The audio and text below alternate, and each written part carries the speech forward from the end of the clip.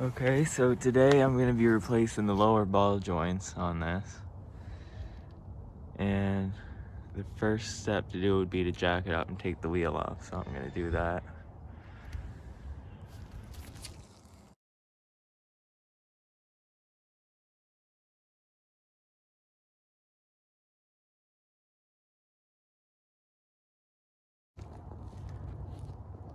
So the first thing I'm going to do is take off the brake caliper and the bracket, and then take off the rotor, and I'm gonna also take off the wheel bearing too, because I'm probably gonna be using heat and I don't want to heat up the grease in the wheel bearing.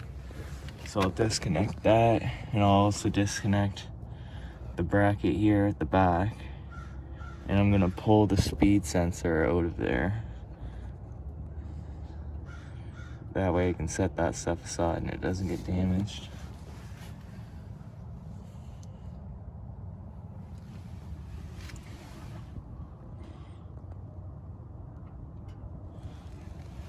Alright, so I'm gonna go ahead and take the brake caliper off, and then the wheel bearing and the sensor, and then we'll see what's next. Okay, so I got the brake caliper up and out of the way, and I'm about to take the wheel bearing off. It's pretty simple, just a 35mm nut there.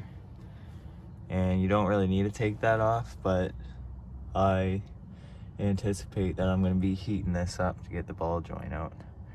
So I'm just going to take it off so it doesn't burn the grease or anything. So after I take this off, I'm going to disconnect the tie rod end, and then disconnect this bolt down here. And I'll leave the ball joint connected. I'm going to disconnect the top part here, and then this will drop down and give me access to the other nut there. Alright, so I got the wheel bearing off, and I got the tie rod end off.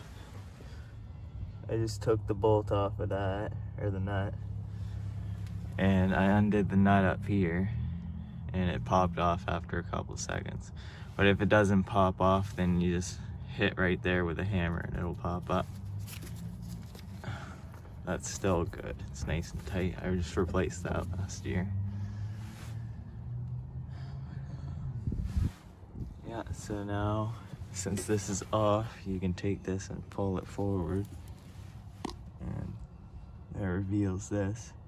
So I'm just gonna loosen this nut to the top here, and then I'm gonna hit around the bottom of the knuckle with a hammer, and it should pop out. Okay, so I got the knuckle out, and I have it sitting over here, and this was the problem. It's supposed to have a snap ring in there, but it looks like it was hammered on and damaged. So I'm gonna replace it.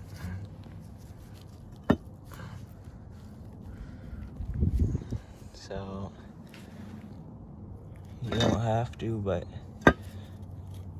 I'm gonna remove the boot first to get it out of the way, and I'm gonna take the nipple off. Okay, so I got the boot off, and I wiped off the excess grease, because if I'm heating it up, I don't want to burn unnecessary grease. And as you can see, that's not sticking out enough for a snap ring to go in. There's no snap ring in there, but this is the new one. If you compare it, this one pops out enough for a snap ring, and it looks like this one was bent, possibly installed wrong. So I'm gonna take the boot off this one so I don't damage it while installing it. But first, I'm gonna worry about taking the old one off. So I'm gonna put the ball joint clamp on it and show you how that's set up. Okay, so I heated up the knuckle around this edge, and I hit it with a hammer enough for the ball joint to pop up a crack, just so I knew it cracked free a little bit. And this isn't the best ball joint kit because it sticks out around this lip, so it'll probably get damaged when you're trying to get it off. So definitely heat it up, and I was able to get it to crack out a bit, so it should be good enough for me to hold this in place and then hit it with the impact, and it should push that right out. Okay, so I hit that with impact, and while it was really tight, I also hit it here a couple times with the hammer, and then I hit the impact again and it came out. I don't want to touch this right now because it's still hot for me heating it up. But there's the old ball joint. So now I'm gonna clean up in there once it cools down. Make it nice and smooth, maybe put a little lubrication in there. And then we're gonna press the new ball joint in.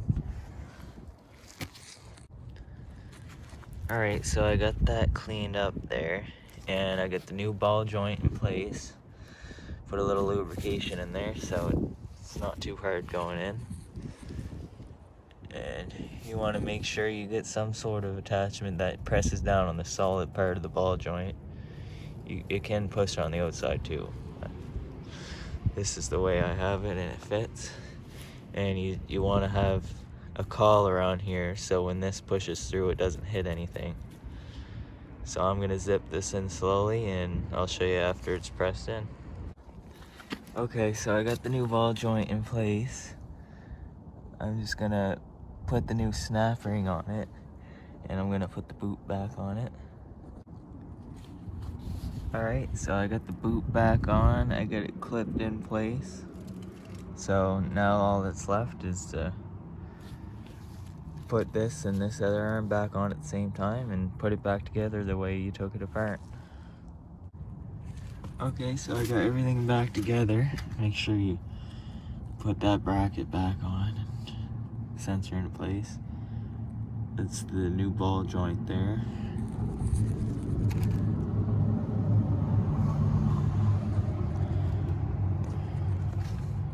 Alright, now I'm just gonna put the wheel back on and do the same thing for the other side.